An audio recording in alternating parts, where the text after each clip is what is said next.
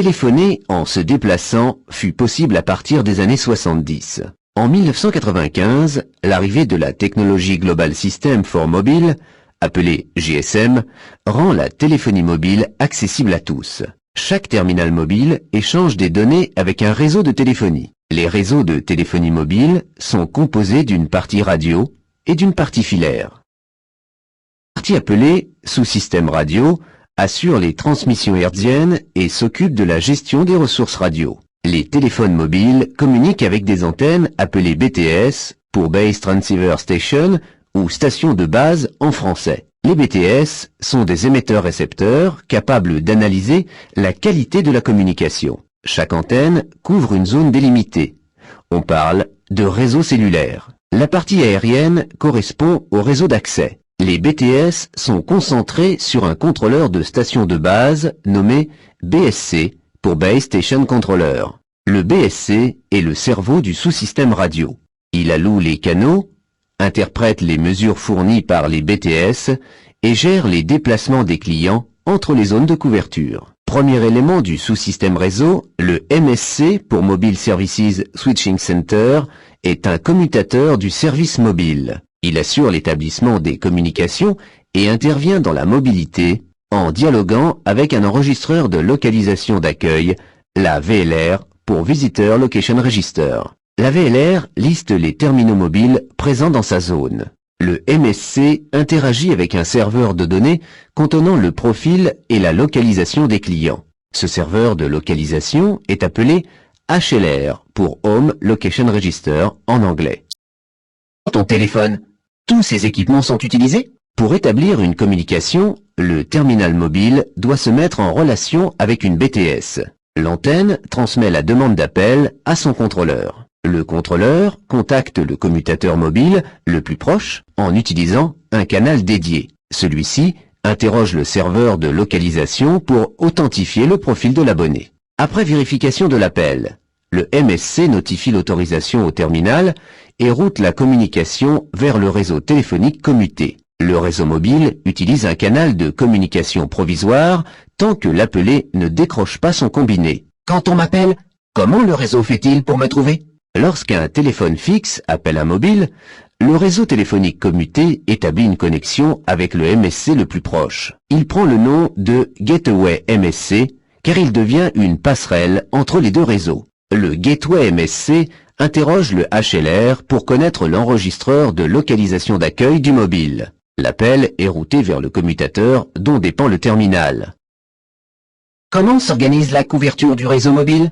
Pour optimiser la couverture géographique, le réseau est composé de différentes zones de couverture. La taille des cellules varie en fonction du nombre de clients à servir. Chaque antenne ne peut gérer qu'un nombre limité de clients. Le nombre d'antennes va donc augmenter en proportion du nombre de clients à servir. En ville, les cellules sont plus petites et plus nombreuses qu'en milieu rural car il y a une forte concentration de terminaux mobiles. À chaque cellule est attribué un canal de communication. Pour économiser la bande passante, les canaux sont réutilisés sur des cellules suffisamment éloignées pour éviter les interférences. Les cellules sont regroupées en zones locales appelées LA pour Local Area ou zones de localisation. Chaque zone de localisation est rattachée à un commutateur et à une VLR. Les LA interviennent lors de la localisation du terminal mobile. Parce que le terminal est itinérant, le réseau doit être capable de le localiser. Le terminal signale automatiquement sa position au réseau. La base de données locale tient à jour la liste des terminaux présents dans sa zone. En cas d'appel entrant, le réseau procède à une requête de paging.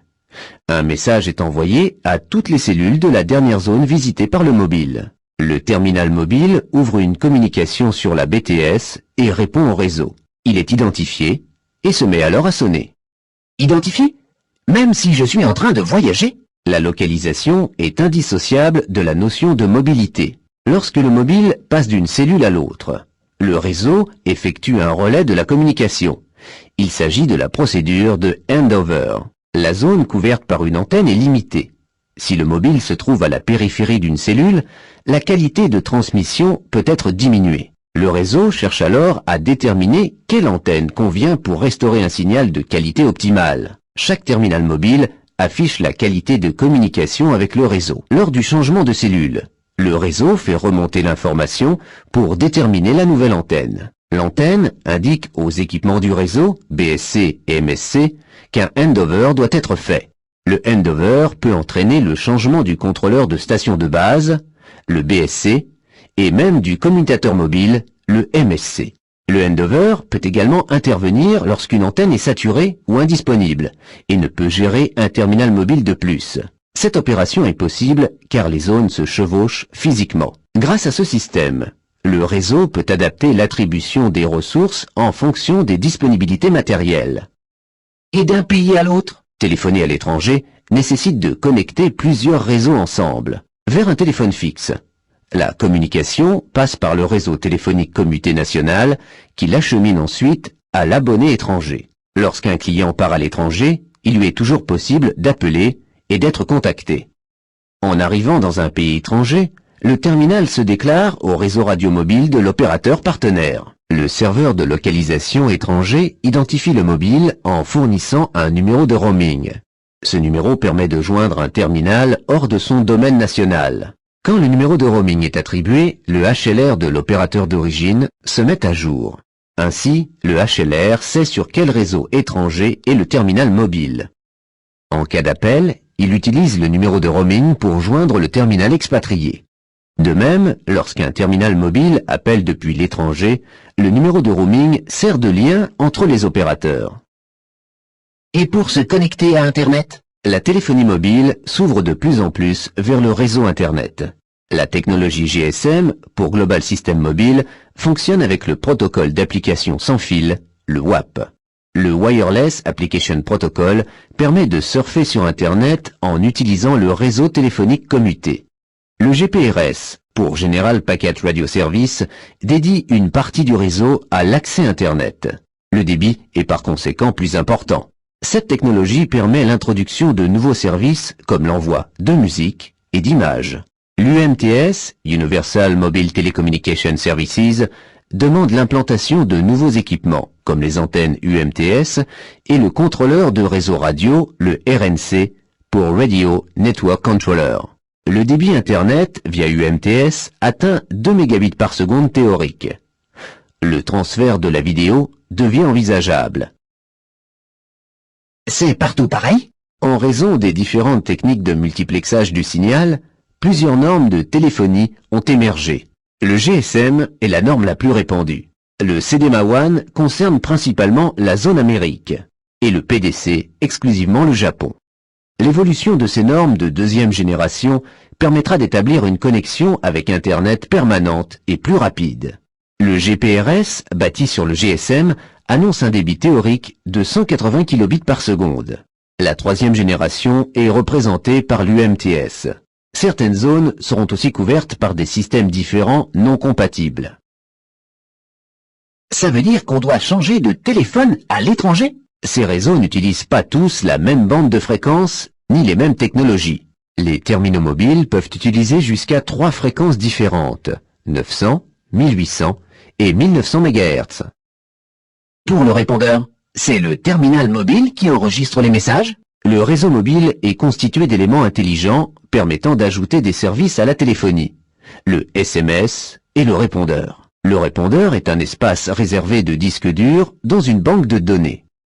Lorsqu'un message est laissé, le serveur alerte le destinataire et met à disposition l'enregistrement du correspondant. Comment trouves-tu mon nouveau CD? Le SMS, Short Message Service ou service de message court, utilise la capacité du réseau mobile à fonctionner en mode paquet. Avant de parvenir au destinataire, le texte transite par un serveur de message court, le SMSC, qui signifie Short Message Service Center.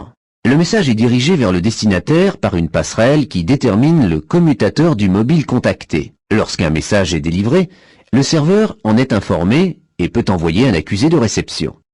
Le MMS concerne le texte, l'image et le son. Avec les réseaux de troisième génération, le transfert de vidéo sera possible. Ce type de service permet par exemple d'envoyer de la musique. Là encore, le réseau mobile fait appel à un serveur spécifique.